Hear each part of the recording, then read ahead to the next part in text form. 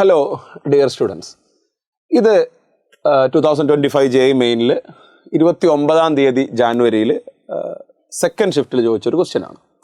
ഈ ക്വസ്റ്റ്യൻ നമ്മൾ ഇങ്ങോട്ടേക്ക് എടുത്തതിൻ്റെ റീസൺ എന്ന് പറഞ്ഞു കഴിഞ്ഞാൽ ഇത് Fermat's little theorem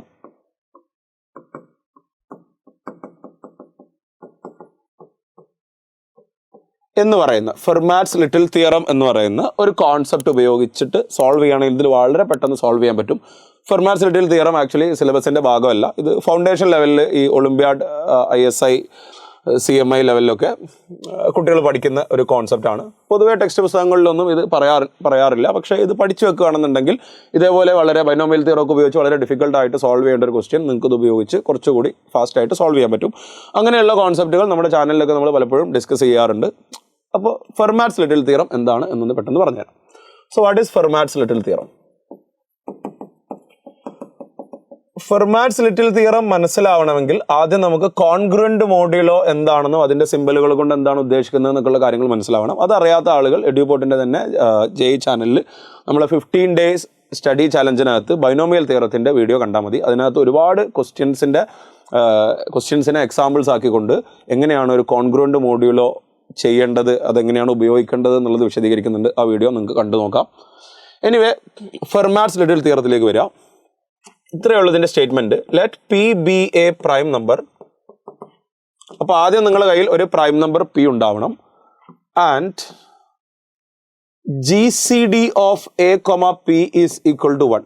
A is an another number that is co-prime to P. P ആയിട്ട് co-prime ആയിരിക്കണം. അതാണ് GCD equal. GCD എന്ന് വെച്ചാൽ greatest common divisor of A and P is 1. Means there is no common factor between A and P. അപ്പോൾ ഒരു prime number ഉണ്ട്, A എന്ന് പറയുന്ന വേറൊരു നമ്പർ ഉണ്ട്. ആ എയും ഈ പ്രൈം നമ്പറുമായിട്ട് co-prime ആണ്.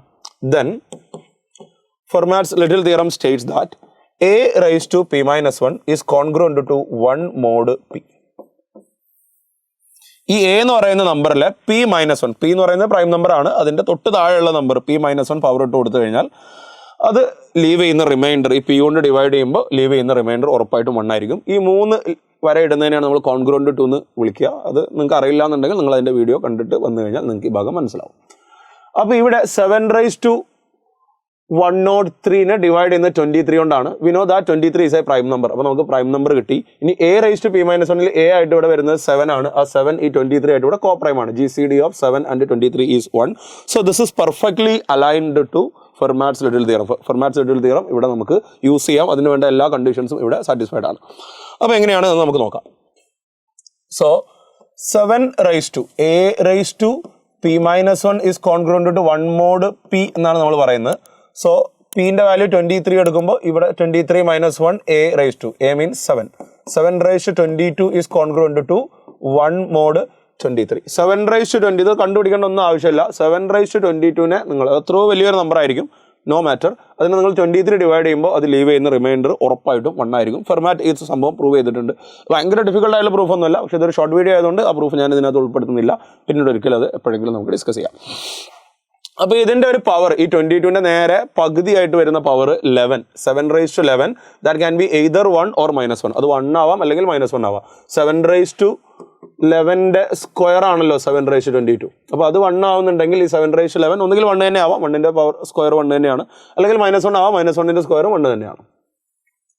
അപ്പോൾ നമുക്ക് 7 raised to 11 ഒന്ന് ഓടിച്ച് കണ്ടുപിടിച്ച് നോക്കാം. So 7 square is 49. That is congruent to 3 mod 23. 23 double ആണ് 46, അത് +3 ആണ് ഇത്.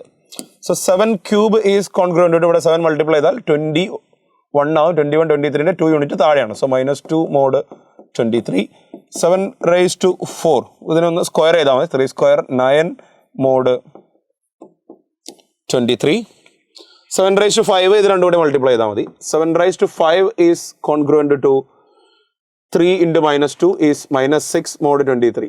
കോൺഗ്രുവന്റ് മോഡുലോൻ്റെ റൂൾസ് ആണ്, പ്രോപ്പർട്ടീസ് ആണ്, അതൊക്കെ നിങ്ങൾ വീഡിയോ കണ്ട് പഠിക്കുക. 7 raised to 6 ഇത് രണ്ടും കൂടെ മൾട്ടിപ്ലൈ ചെയ്താൽ മതി. 7 square 7 raised to 4. So 3 into 9 is 27. 27 ആണ് 23 + 4 ആണ്. 4 mod 23. 7 raised to 11 കിട്ടുക, ഇത് രണ്ടും കൂടെ മൾട്ടിപ്ലൈ ചെയ്താൽ മതി. 7 raised to 11 is the product of 7 raised to 5 and 7 raised to 6. 7 raised to 11 is congruent to -6 into 4 is -24. -24 എന്ന് വെച്ചാൽ -23 -1 ആണ്. So -1 mod 23. ഇത്രയേ നമുക്ക് ആവശ്യമുള്ളൂ. ഇങ്ങനെ വളരെ ഈസി ആയിട്ട് ഏത് പവറുകളാണ് നമ്മൾ കാൽക്കുലേറ്റ് ചെയ്ത് നോക്കേണ്ടത്. 7 ഈ when it is divided by 23 എന്ന് പറയുമ്പോൾ തന്നെ 7^22 ഓൾറെഡി കോൺഗ്രുവൻ്റ് ടു 1. പിന്നെ നമുക്ക് 7^11 വളരെ പെട്ടെന്ന് കാൽക്കുലേറ്റ് ചെയ്ത് നോക്കുകയാണ് വേണ്ടത്. അത് 1 ആണോ -1 ആണോ എന്നുള്ളത് മാത്രമാണ് ഈ ക്വസ്റ്റ്യൻ്റെ ഗതി നിർണ്ണയിക്കുന്നത്, വേറെ ഒന്നുമില്ല. അപ്പോൾ ഇത് കഴിഞ്ഞു. So 7^22 is congruent to 1 mod 23. then നമുക്ക് രണ്ട് സൈഡിൽ ⁻4 ചെയ്താൽ 7^88 ഈസ് കോൺഗ്രുവൻ്റ് ടു 1 mod 23. ഇനി ഇവിടെ 7^11 മൾട്ടിപ്ലൈ ചെയ്താൽ 7^99. 7^88 into 7^11 is 7^99 congruent to -1 mod 23. ഇനി നമുക്ക് വേണ്ടത് 7^103 ആണ്. അപ്പോൾ നമ്മൾ 7^99 വരെ എത്തി. ഇനി ഒരു 7^4 കൂടി അവിടെ മൾട്ടിപ്ലൈ ചെയ്താൽ മതി. ഇവിടെ 7^4 കാണാം, അത് 9 ആണ്. So 7^103 is congruent to -1 into 9 is -9 mod 23. -9 എന്ന് പറയുമ്പോൾ ഇതിലേക്ക് 23 ആഡ് ചെയ്ത് കഴിഞ്ഞാൽ അതിൻ്റെ പോസിറ്റീവ് റിമൈൻഡർ എത്രയാണ് നമുക്ക് കിട്ടും. So this is again congruent to -9 + 23 I think 14 mod 23. 14 + 9 ആണല്ലോ 23. Yes, so 14 is our answer. നമുക്ക് ഓപ്ഷൻസിനകത്ത് 14 ഉണ്ടോ നോക്കാം. ഉണ്ടെങ്കിൽ പിന്നെ ഒന്നും നോക്കാനില്ല, നമുക്ക് അപ്പം തന്നെ അത് കൊടുക്കാം. So option C is the best answer. ഇങ്ങനെ നിങ്ങൾ ബൈനോമിയൽ തിയറി ഉപയോഗിച്ച് ചെയ്യാനാണ് ഇത് ഭയങ്കര ഹാർഡാണ്. ഒരുപാട് കിടന്ന് കഷ്ടപ്പെട്ടാൽ മാത്രമേ മൾട്ടി ലെയർ ആയിട്ടൊക്കെ ചെയ്യണം. അത്ര ഡിഫിക്കൽട്ട് ആയിട്ടുള്ള ക്വസ്റ്റ്യൻ നിങ്ങൾക്ക് ഫെർമാറ്റ്സ് ലിറ്റിൽ തിയറം ഉപയോഗിച്ച് സോൾവ് ചെയ്യാം. അപ്പോൾ ഇതേപോലെ ഇത്തിരി ഔട്ട്സൈഡ് ദ ബോക്സ് സിലബസിൽ ഇല്ലാത്ത കുറച്ച് കാര്യങ്ങളൊക്കെ ഉപയോഗിച്ച് ഇങ്ങനെ സോൾവ് ചെയ്യുന്ന ഒരു മെത്തേഡ് നിങ്ങൾക്ക് ഇഷ്ടപ്പെട്ടെങ്കിൽ നിങ്ങൾ തീർച്ചയായിട്ടും ഈ വീഡിയോയുടെ താഴെ അത് കമൻറ്റ് ചെയ്യുക. Anyway, thanks for watching.